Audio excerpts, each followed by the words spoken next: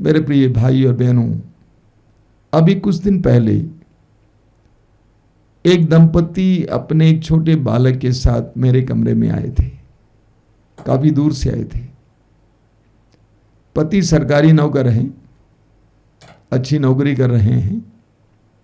पत्नी घर संभालती है, बच्चे को संभालती है। बातचीत के दौरान पति ने कहा कि हम कर्ज में डूबे हुए हैं। मैंने पूछा, भाई क्यों? कौन सा बड़ा खर्च आया? मकान बनाने के लिए, अन्य किसी काम के लिए?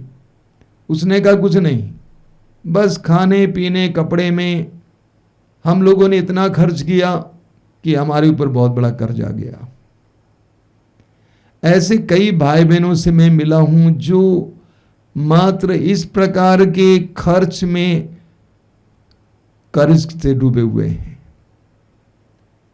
संसार में हर मनुष्य सुख ढूंढता है, आनंद ढूंढता है, लेकिन दुर्भाग्य की बात है कि वह गलत जगहों पर आनंद ढूंढता है।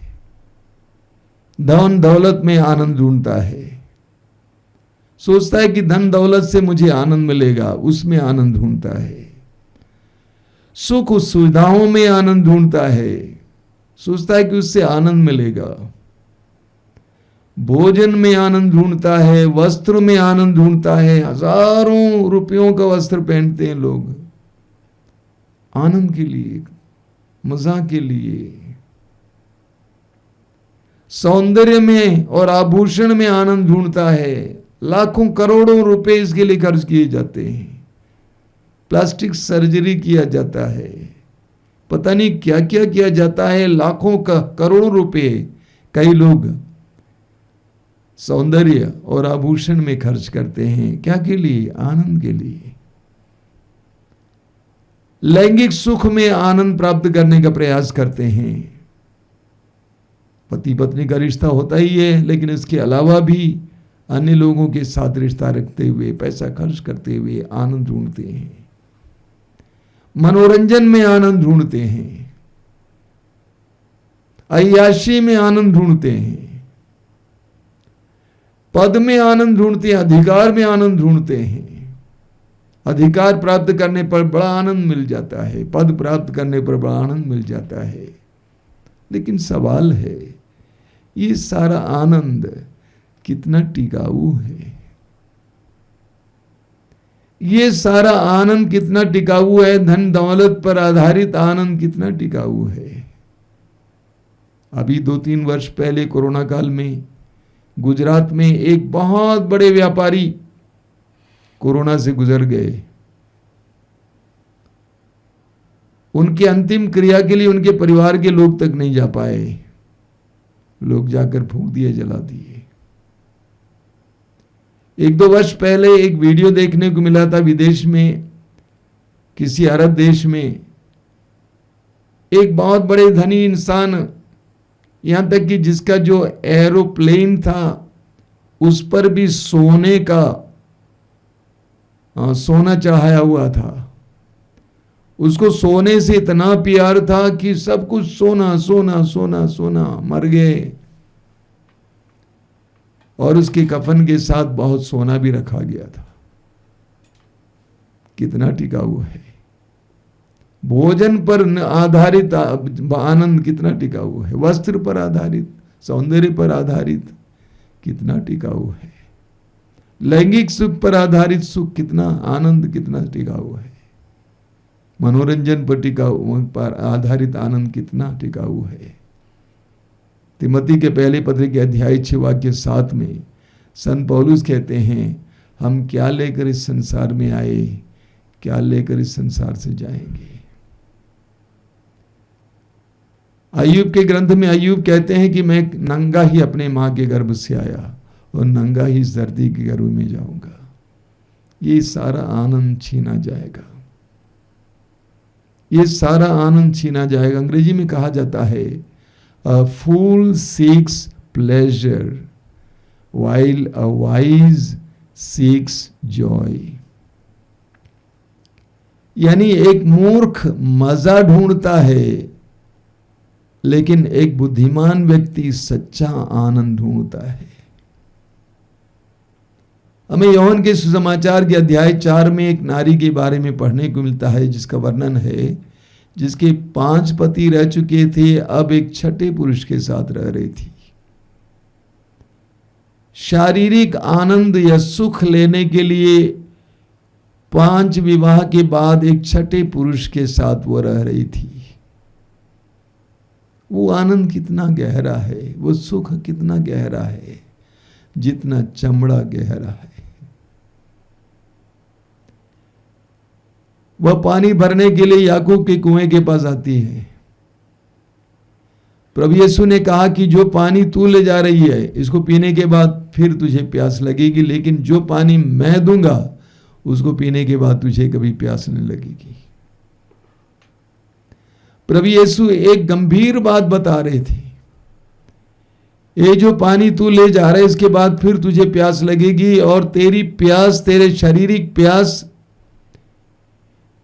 तेरी भौतिक प्यास बुझाई नहीं जा सकती है, लेकिन मैं जो जल दूंगा उससे तेरी सारी प्यास बुझ जाएगी। और वास्तव में हम जानते हैं प्रभु से वार्तालाप के दौरान प्रभु के सानिध्य के द्वारा, प्रभु के वचनों के द्वारा, सानिध्य के द्वारा उस नारी की प्यास बुझ जाती है, वो बदल जाती है, गांव और नगर में जाकर लोगों को बताती है, आइए और देखिए उस व्यक्ति को जिसने मुझे वो सब बता दिया जो मैंने किया है। वर्षों बाद जब सुसमाचार लिखा गया यूहन्ना के द्वारा, तो वो नारी याद की गई, क्योंकि उसका जीवन बदल गया था। उसने सच्चे आनंद के स्रोत को पाया था, उसने सच्चा आनंद पाया था। आपने असीसी के संत फ्रांसिस के बारे में सुना होगा, जो एक बहुत बड़े धनी व्यापारी, वस्त्र व्यापारी का एकमात्र बेटा था, लेकिन प्रभु से साक्षात्कार के बाद उसने सब कुछ त्याग दिया था, और वो मोटे कपड़ा पहनता था, मोटा कपड़ा पहनता था, जैसे बोरा जैसे कपड़ा पहनता था। लोगों ने सोचा कि वो पागल हो गया है, लेकिन बाद में लोगों ने उसके अंदर जो आत्मिक आनंद देखा, तो लोगों ने कहा कि इसने जरूर कुछ पाया है। सैकड़ों की संख्या में युवक युवतियां उसके पीछे हो लिए। एक बार संत फ्रांसिस से उनके भाइयों ने पूछा कि फ्रांसिस आप हमें बताइए, व्हाट इज परफेक्ट जॉय, यानी परिपूर्ण आनंद क्या है। फ्रांसिस ने कहा कि मान लो जाड़े का मौसम है, मैं बाहर गया हुआ हूं, और बाहर से जब रात को आता हूं, बाहर पानी भी गिर रहा है, मैं ठिठुर रहा हूं, दरवाजा खटखटा रहा हूं, लेकिन कमरे के अंदर आश्रम में आप लोग मनोरंजन में बैठे हैं या आपस में बातचीत में लगे हुए हैं, आप लोग हंस रहे हैं, मैं खटखटाते जा रहा हूं, कोई आता है मुझे देखता है लेकिन फिर दरवाजा बंद करके अंदर चला जाता है, इसको मैं परिपूर्ण आनंद कहता हूं, परफेक्ट जॉय। क्योंकि यह किसी चीज पर, किसी परिस्थिति पर, किसी व्यक्ति पर निर्भर नहीं है, बल्कि आंतरिक है। हमें लूकस के सुसमाचार के अध्याय 18 में उसके वाक्य 18 से पढ़ने को मिलता है, एक कुलीन व्यक्ति यानी एक धनी व्यक्ति यीशु के पास आता है और पूछता है कि गुरुवर, अनंत जीवन प्राप्त करने के लिए मुझे क्या करना चाहिए। क्योंकि प्रभु यीशु अनंत जीवन के बारे में सुसमाचार सुनाते थे, स्वर्ग के राज के बारे में, अनंत आनंद के बारे में, सच्चे आनंद के बारे में। तो उसने आकर प्रभु से पूछा कि गुरुवर, अनंत जीवन प्राप्त करने के लिए मुझे क्या करना चाहिए। प्रभु ने कहा नियमों का पालन करो। उसने कहा मैं सारे नियमों का, संहिता का पालन करता हूं, मुझ में किस बात की कमी है। प्रभु जानते थे कि इसके अंदर धन के प्रति लगाव था। प्रभु ने कहा कि जाकर अपना धन बेच डालो, गरीबों में बांट दो और तब आकर मेरा अनुसरण करो। वो व्यक्ति बहुत उदास होकर चला गया। उसे धन से ज्यादा प्यार था, धन से ज्यादा लगाव था। वो अनंत जीवन पाना तो चाहता था, सच्चा आनंद पाना तो चाहता था, लेकिन उससे कई गुना ज्यादा उसको अपने धन से लगाव था। ठीक इसके विपरीत अगले अध्याय में, लूकास अध्याय 19 में एक और दूसरे धनी व्यक्ति के बारे में हमें पढ़ने को मिलता है। उसका नाम है जक्केउस। वो यीशु को देखना चाहता था, इसीलिए जिस मार्ग से यीशु गुजर रहे थे उस मार्ग के किनारे एक पेड़ था, पेड़ की डाली पर बैठ गया यीशु के इंतजार में। यीशु ने उसको देखा, उससे कहा, जक्केउस जल्दी नीचे उतर आओ, आज मुझे तुम्हारे यहां ठहरना है। वो समझदार निकला, वो बुद्धिमान निकला। वो यीशु का स्वागत करता अपने घर पे, और वो घोषित करता है कि मैं अपनी आधी संपत्ति गरीबों में बांट दूंगा, जिनको मैंने ठगा है मैं उनको चौगुना वापस लौटाऊंगा। नतीजा प्रभु ने कहा, आज इस घर में मुक्ति आई है, जीवन आया है, सच्चा जीवन आया है, सच्चा आनंद आया है। सच्चा आनंद प्राप्त करने के लिए वह मूल्य चुकाने के लिए तैयार हुआ, इसीलिए उसको सच्चा आनंद मिल गया। हमारी स्थिति बहुत अजीब है। आधुनिक इंसान धन को भी रखना चाहता है और आनंद भी पाना चाहता है, सच्चा आनंद पाना चाहता है। एक छोटी सी कहानी है। एक बार एक बंदर एक घर में गया और उसने देखा कि एक छोटे से मटके के अंदर गुड़ रखा हुआ है। उसने अपना हाथ उसमें डाला और मुट्ठी भर गुड़ ले लिया, लेकिन दुर्भाग्यवश उस मटके का गला बहुत सकरा था और वो अपने हाथ को उस मटके से बाहर निकाल नहीं पा रहा था, और उस मटके को लेकर वो दीवारों पर मार रहा था। उसको कौन समझाता कि ऐ बंदर जी, उतना ही ले लो जितना कि तुम अपने हाथ को बाहर निकाल सको। आधुनिक इंसान की कुछ ऐसी स्थिति है। वो धन भी चाहता है और सच्चा आनंद भी चाहता है, वो संसार भी चाहता है और सच्चा आनंद भी चाहता है। मत्ती के सुसमाचार के अध्याय 6 वाक्य 24 में प्रभु यीशु कहते हैं, कोई भी दो मालिकों की सेवा नहीं कर सकता है। तुम धन और ईश्वर दोनों की सेवा नहीं कर सकते। तुम धन और ईश्वर दोनों की सेवा नहीं कर सकते।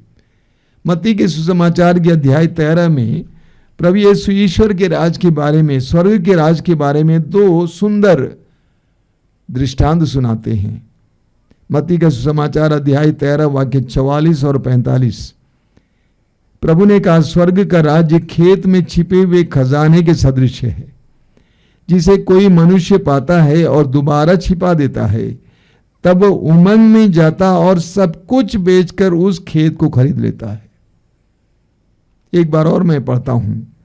प्रभु कहते हैं, स्वर्ग का राज्य उस खेत में छिपे हुए खजाने के सदृश है, जिसे कोई मनुष्य पाता है, उस खेत को पाता है और उसे पता चलता है उसके अंदर खजाना है, तो क्या करता है वो दोबारा छिपा देता है। तब वो जाकर उमंग में जाकर सब कुछ बेचकर उस खेत को खरीद लेता है। उसी तरह वाक्य 45 में लिखा हुआ है, फिर स्वर्ग का राज्य उत्तम मोती खोजने वाले व्यापारी के सदृश है।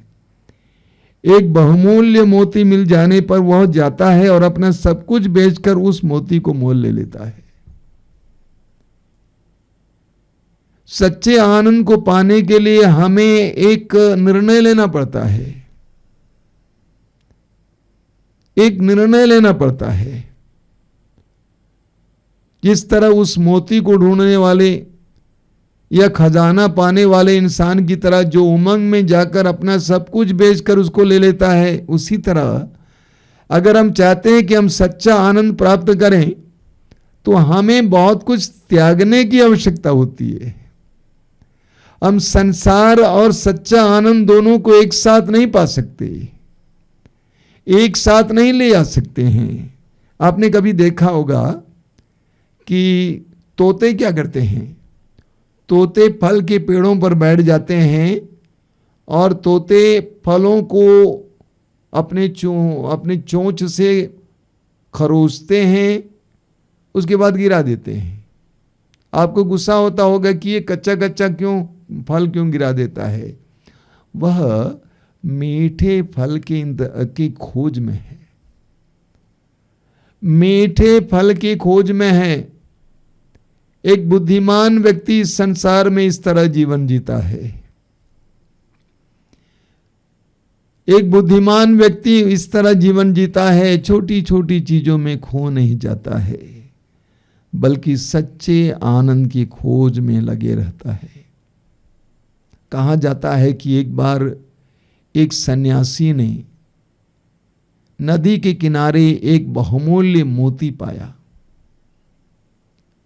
और लोगों को पता चला कि साधु जी को एक बहुमूल्य मोती मिला है, बहुत कीमती मोती।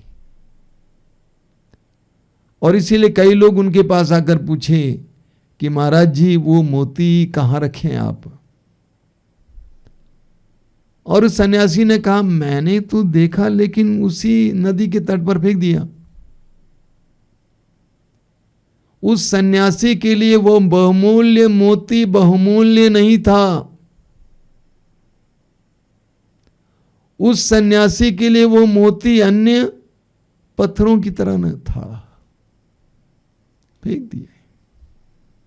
बहुत जबरदस्त उदाहरण है। हमें सच्चे आनंद को ढूंढना चाहिए, हमें बुद्धिमान बनना चाहिए। हमारे इस जीवन को हमें सच्चा आनंद प्राप्त करने के लिए इस्तेमाल करना चाहिए। इस जीवन में हमें सच्चा आनंद ढूंढना चाहिए और प्राप्त होगा। यूहन्ना के सुसमाचार के अध्याय 15 वाक्य 11 में प्रभु यीशु कहते हैं, मैंने तुमसे ये बातें इसलिए कही हैं कि मेरा आनंद तुम में हो और तुम्हारा आनंद परिपूर्ण हो। प्रभु कहते हैं कि मैंने जो कुछ कहा उसके द्वारा तुम्हें मेरा आनंद मिलेगा और तुम्हारा आनंद परिपूर्ण हो जाएगा। यानी प्रभु कहते हैं कि प्रभु का वचन हमें आनंद प्रदान करता है, सच्चा आनंद प्रदान करता है। हमें स्तोत्र ग्रंथ के अध्याय 1 उसके वाक्य 2 और 3 में पढ़ने को मिलता है। वचन कहता है, जो प्रभु का नियम हृदय से चाहता और दिन रात उसका मनन करता है, वह उस वृक्ष के सदृश है जो जल स्रोत के पास लगाया गया, जो समय पर फल देता है, जिसके पत्ते कभी मुरझाते नहीं। वह मनुष्य जो भी करता है सफल होता है। जो प्रभु का नियम हृदय से चाहता और दिन रात उसका मनन करता है।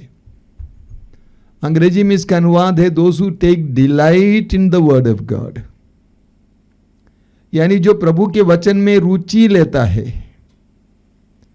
जो प्रभु के वचन में आनंद लेता है, वो उस वृक्ष के सदृश है जो जल स्रोत के किनारे रोपा गया है, जिसके पत्ते कभी मुरझाते नहीं, समय पर फल देता है। वो मनुष्य जो भी करता है सफल होता है। प्रभु का पवित्र वचन हमें आनंद से भर देता है। हम यिर्मयाह नबी के ग्रंथ के अध्याय 15 में पढ़ते हैं। यिर्मयाह नबी का ग्रंथ अध्याय 15 वाक्य 16 में यिर्मयाह कहते हैं, प्रभु तेरी वाणी मुझे प्राप्त हुई और मैं उससे तुरंत निकल गया। वह मेरे लिए आनंद और उल्लास का विषय थी। यिर्मयाह कहते हैं, तेरी वाणी मुझे प्राप्त हुई और मैं उसे तुरंत निकल गया। वह मेरे लिए आनंद और उल्लास का विषय थी। हमें प्रभु के वचन में आनंद लेना सीखना होगा। और सचमुच मैं आपसे कहता हूं, प्रभु का वचन आपको आनंद से भर देगा। मैं हजारों लोगों को आज देखता हूं जिन्होंने अपने जीवन में प्रभु के वचन के द्वारा आनंद पाया है। विशेष करके इन कार्यक्रमों में प्रभु के वचनों को सुनने से वे कहते हैं कि हमें एक अजीब आनंद मिलता है, हमारे जीवन में प्रभु की आशीष मिलती है। तो प्रभु का वचन सच्चे आनंद का एक जबरदस्त स्रोत है। स्तोत्र 119 में हम पढ़ते हैं, स्तोत्रकार कहता है, स्तोत्र 119 उसके वाक्य 47 में पढ़ते हैं। स्तोत्र 119 वाक्य 47 में स्तोत्रकार कहता है, तेरी आज्ञाएं मुझे अपार आनंद प्रदान करती है। तेरी आज्ञाएं मुझे अपार आनंद प्रदान करती हैं, मैं उन्हें सारे हृदय से चाहता हूं। स्तोत्रकार कहता है कि तेरा वचन मुझे अपार आनंद प्रदान करता है। उसी स्तोत्र के वाक्य 103 में स्तोत्रकार कहता है, मुंह से टपकने वाले मधु की अपेक्षा तेरी शिक्षा मेरे लिए अधिक मधुर है। क्या अभिव्यक्ति है! मुंह में टपकने वाले मधु की अपेक्षा तेरी शिक्षा मेरे लिए अधिक मधुर है। तेरी शिक्षा मेरे लिए मधु से भी मीठा है। हम एजेकिएल नबी के ग्रंथ के अध्याय 3 में पढ़ेंगे कि एजेकिएल नबी से कहा गया कि इस पुस्तक को खा लो, और एजेकिएल नबी ने उस पुस्तक को खाया और उसके मुंह में वो मधु जैसा मीठा था। प्रकाशना ग्रंथ के अध्याय 10 में भी यही पढ़ने को मिलता है। योहन कहता है कि मैंने उस पुस्तक को खा लिया, वो मेरे मुंह में मधु जैसा मीठा था। प्रभु का वचन हमें सच्चा आनंद प्रदान करता है। जब हम प्रभु के वचनों को ध्यान पूर्वक और श्रद्धा पूर्वक सुनते हैं और पढ़ते हैं, उस समय हमारे अंदर प्रभु अपने आनंद से भर देते हैं। प्रभु ने कहा, मैंने तुमसे ये सारी बातें इसीलिए कही कि मेरा आनंद तुम में हो और तुम्हारा आनंद परिपूर्ण हो। यानी प्रभु कहते हैं, मेरी शिक्षा के द्वारा तुम्हें आनंद मिलेगा, परिपूर्ण आनंद मिलेगा। दूसरा है प्रभु का सानिध्य। प्रभु की उपस्थिति हमें आनंद से भर देती है। हम स्तोत्र में पढ़ते हैं, स्तोत्र 16, स्तोत्रकार कहता है स्तोत्र 16 में उसके वाक्य 11 में, तू मुझे जीवन का मार्ग दिखाएगा, तेरे साथ रहकर परिपूर्ण आनंद प्राप्त होता है और तेरे दाहिने सदा के लिए सुख शांति। स्तोत्रकार कहता है तेरे साथ रहकर परिपूर्ण आनंद प्राप्त होता है। इसका अंग्रेजी में अनुवाद इस प्रकार है, in your presence is fullness of Joy. यानी तेरे सानिध्य में आनंद की परिपूर्णता है। जब हम प्रार्थना में प्रभु के साथ जुड़ जाते हैं, जब हम प्रभु की उपस्थिति में बैठते हैं, प्रभु हमें अपने आनंद से भर देते हैं। स्तोत्रकार को सुनिए, स्तोत्र 84 में 84, स्तोत्र 84 उसके वाक्य 5 में लिखा हुआ है, तेरे मंदिर में रहने वाले धन्य हैं, वे तेरा निरंतर स्तुतिगान करते हैं। तेरे मंदिर में रहने वाले धन्य हैं, अंग्रेजी में इसका अनुवाद है, happy are those who dwell in your temple. यानी जो तेरे मंदिर में रहते हैं वे आनंदित हैं। जो तेरे मंदिर में रहते हैं वे आनंदित हैं। उसी स्तोत्र के वाक्य 11 में लिखा हुआ है, 1000 दिनों तक और कहीं रहने की अपेक्षा एक दिन तेरे प्रांगण में बिताना अच्छा है। हम बार बार इस वचन को सुनते हैं, 1000 दिनों तक और कहीं रहने की अपेक्षा एक दिन तेरे प्रांगण में बिताना अच्छा है। दुष्टों के शिविरों में रहने की अपेक्षा ईश्वर के मंदिर की सीढ़ियों पर खड़ा होना अच्छा है। प्रभु का सानिध्य हमें आनंद से भर देता है। प्रभु की उपस्थिति हमें आनंद से भर देती है। जब हम प्रार्थना में प्रभु के साथ जुड़ जाते हैं, प्रभु का आनंद हमारी ओर बहता है। उसी अध्याय के वाक्य 11 में स्तोत्रकार कहता है, 1000 दिनों तक और कहीं रहने की अपेक्षा एक दिन तेरे प्रांगण में बिताना अच्छा है। 1000 दिनों तक और कहीं रहने की अपेक्षा एक दिन तेरे प्रांगण में बिताना अच्छा है। दुष्टों के शिविरों में रहने की अपेक्षा ईश्वर के मंदिर की सीढ़ियों पर खड़ा होना अच्छा है। कितनी सुंदर बात है। स्तोत्रकार कहता है, तेरे मंदिर की सीढ़ी पर खड़ा होना आनंद का विषय है। जब हम प्रभु के सानिध्य में जाते हैं, प्रभु की उपस्थिति में जाते हैं, प्रभु हमें अपने आनंद से भर देते हैं। हमारे आश्रम में कई भाई लोग आते हैं, कई लोग भेजे जाते हैं साधना के लिए, और हम उनको 2-3 रोज हमारे दर्शन भवन और वरदान में प्रार्थना चलाने के लिए मौका देते हैं। और वे दिन भर प्रार्थना में रहते हैं, प्रार्थना चलाने में लग जाते हैं। अंत में मैं उनसे पूछता हूं, आपका अनुभव क्या है? आपको ये सुनकर ताज्जुब होगा, करीब करीब सभी बोलते हैं आनंद। प्रभु के सानिध्य में हमें आनंद प्राप्त होता है। हम लूकस के सुसमाचार के अध्याय 10 में पढ़ते हैं, उसके वाक्य 38 से। प्रभु यीशु बेथनिया गए थे। बेथनिया यरूशलेम से कुछ दूर का एक गांव था, और वहां पर एक नारी जिसका नाम मार्था है, यीशु को अपने घर पे स्वागत करती है। वचन में लिखा हुआ है, उसकी एक बहन थी जिसका नाम था मरियम, जो यीशु के चरणों के पास बैठकर यीशु को सुन रही थी। बाद में मार्था आकर प्रभु से शिकायत करती है कि आप चाहते हैं कि मेरी बहन आपके सामने बैठी रहें और मैं सारा सेवा सत्कार का कार्य अंदर करूं। आप उससे कहिए कि मेरे पास आकर मेरी मदद करें। तो प्रभु ने मार्था से एक सुंदर बात कही। मार्था से कहा, मार्था मार्था, तुम बहुत सी बातों में व्यस्त हो, एक बात की आवश्यकता है, और मरियम ने उत्तम भाग चुना है, और ये इससे कभी लिया नहीं जाएगा। मरियम ने जो काम किया, यानी यीशु के कदमों पर बैठना और यीशु को सुनना, इसको प्रभु यीशु उत्तम भाग कहते हैं। मुझे माफ कीजिएगा, मुझे लगता है बहुत सारे मसीही और विश्वासी भाई बहन उत्तम भाग आज तक अनुभव नहीं किए हैं। अगर आपने उत्तम भाग अनुभव किया होता तो आप उसके लिए ललायित रहते, प्रभु के सानिध्य में बैठने के लिए ललायित रहते, क्योंकि वो आनंद का विषय है।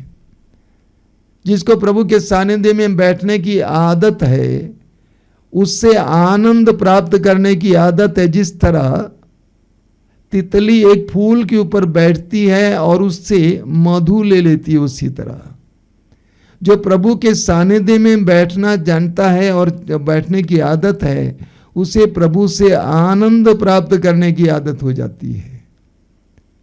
अगर आप इसका अनुभव करेंगे, आप इस कार्य को कभी नहीं छोड़ेंगे। तो प्रभु के सानिध्य से हमें सच्चा आनंद प्राप्त होता है। एक बात का ख्याल करना, सच्चा और शाश्वत आनंद बाहर से अंदर की ओर नहीं आता है, बल्कि अंदर से बाहर की ओर जाता है। It flows from inside to outside rather than from outside to inside। सच्चा और शाश्वत आनंद अंदर से बाहर की ओर बहता है, ना कि बाहर से अंदर की ओर बहता है।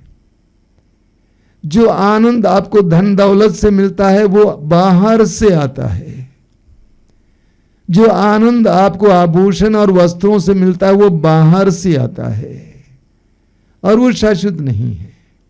जो आनंद आपको लैंगिक सुख से या भोजन और अन्य चीजों से मिलता है वो बाहर से आता है, वो शाश्वत नहीं है। सच्चा आनंद, शाश्वत आनंद अंदर से बाहर की ओर बहता है। मां मरियम ने क्या कहा? लूकास अध्याय 1 वाक्य 46 और 47 में माता मरियम ने कहा, स्वर्गदूत के उस संदेश के बाद मेरी आत्मा प्रभु का गुणगान करती है, मेरा मन अपने मुक्तिदाता ईश्वर में आनंद मनाता है। शब्दों का ख्याल करना। मरियम ने कहा कि मेरी आत्मा प्रभु का गुणगान करती है। कभी कभी आपने महसूस किया होगा, बड़े सवेरे जब आप उठते हैं, आपकी आत्मा में कोई सकारात्मक गीत बज रहा है, आपकी आत्मा गा रही है। कोई सकारात्मक गीत, कोई आध्यात्मिक गीत आपकी आत्मा गा रही है। मां मरियम कहती है कि मेरी आत्मा प्रभु का गुणगान करती रहती है। अंदर मुझे लगता है कि मेरी आत्मा प्रभु का गुणगान करती रहती है और मेरा मन अपने मुक्तिदाता ईश्वर में आनंद मनाता है। मेरा मन अपने मुक्तिदाता ईश्वर में आनंद मनाता है। मेरा मन पता नहीं क्यों इतने आनंद से भर जाता है। प्रभु के आनंद से भर जाता है। ये दोनों आनंद बाहर से नहीं आया है बल्कि अंदर से उत्पन्न हुआ है। हमें हबक्कुक के ग्रंथ के अध्याय 3 में पढ़ने को मिलता है।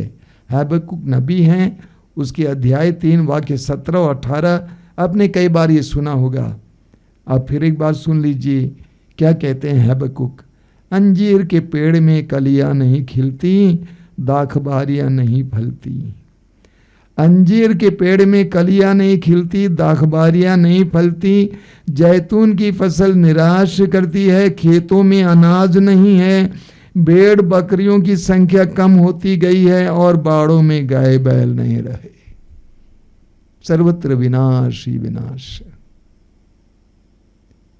यानी सांसारिक रूप से कहा जाए, भौतिक रूप से कहा जाए, आनंद देने वाली कोई बातें नहीं है। वो क्या कहते हैं, तब भी मैं प्रभु के कारण प्रसन्न होऊंगा, अपने उद्धारक ईश्वर के कारण आनंद मनाऊंगा। खेत खलिहान खाली, गाय बैल नहीं रहे, भेड़ बकरियां मर गईं, पेड़ों पर फसल नहीं दिखती हैं, कुछ भी सकारात्मक बाहर नहीं है, तब भी मैं आनंद मनाऊंगा अपने प्रभु ईश्वर के कारण। ये सच्चा आनंद है जो अंदर से बाहर की ओर आता है। जो हम लोग आज तक आनंद बोलते आए हैं वो मजा है।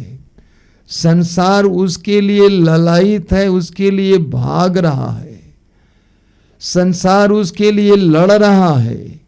लेकिन सच्चा आनंद आंतरिक होता है, शाश्वत आनंद आंतरिक होता है और वो अंदर से बाहर की ओर बहता है। वर्षों पहले मैंने एक अभिनेत्री के बारे में साक्ष्य सुना। उस अभिनेत्री का नाम था उन्नी मेरी, दक्षिण भारत की थी और भारत की करीब करीब सभी भाषाओं में उन्होंने अभिनय किया है और इसके लिए उनको मूल्य चुकाना पड़ा, बहुत कुछ खोना पड़ा, यहां तक कि अपनी गरिमा भी खोनी पड़ी। और अंत में वृद्धावस्था से पहले वो बहुत ज्यादा निराश हो गई और बहुत ज्यादा नशा लेने लगी। उनके कुछ मित्र उनको एक साधना केंद्र ले गए, डिवाइन सेंटर ले गए। हजारों की संख्या में लोग वहां पर बैठकर प्रभु का वचन सुन रहे थे। ये बहन क्रिश्चियन थी, वचन सुनती जा रही थी और उनका मन परिवर्तन हुआ। सबके सामने जाकर उन्होंने अपने जीवन के सारे रहस्यों को बता दिया, अपने जीवन की सारी बातों को बता दिया, सारे पापों को बता दिया, अपने जीवन के सारे रहस्यों को बता दिया, सारे पापों को बता दिया। अब मैंने उस नारी को एक टेबल के सामने बैठी हुई देखा वीडियो में, और बाइबल अब उनके सामने रखी हुई थी। बहुत शालीन ढंग से मुद्रा में बैठी हुई थी और उन्होंने कहा, आखिर अंत में मैंने सच्चे आनंद का सच्चा स्रोत पाया है। अंत में मैंने सच्चे आनंद का सच्चा स्रोत पाया है। मेरे प्रिय भाई और बहनों, हमारा जीवन बहुत ही व्यस्ततापूर्ण है। हमें थोड़ा अपने आप को परखने की आवश्यकता है कि मैं क्या ढूंढ रहा हूं। क्या मैं सच्चा आनंद ढूंढ रहा हूं या सांसारिक मजा ढूंढ रहा हूं? हम विश्वासियों को सच्चा आनंद ढूंढने की आवश्यकता है। अंत में मैं आपसे कहना चाहता हूं, सच्चा और शाश्वत आनंद पवित्र आत्मा का फल है। सच्चा और शाश्वत आनंद पवित्र आत्मा से आता है। इसीलिए हमें पवित्र आत्मा के अभिषेक के लिए प्रार्थना करने की जरूरत है। जितना आपको पवित्र आत्मा का अभिषेक मिलता जाएगा उतना आप सच्चे आनंद से भरते जाएंगे। पवित्र आत्मा के अभिषेक के लिए प्रार्थना कीजिए, सच्चे आनंद की खोज कीजिए। आइए हम प्रार्थना करें। प्रभु यीशु धन्यवाद देते हैं इन पलों के लिए, तेरे पवित्र वचनों के लिए धन्यवाद देते हैं। तू अपने पवित्र वचनों के द्वारा हमें सिखाता है, समझाता है, मार्ग दिखाता है, दिशा दिखाता है। प्रभु आज तक हम अपने जीवन में मजा ढूंढ रहे थे, ना कि वास्तव में सच्चा आनंद।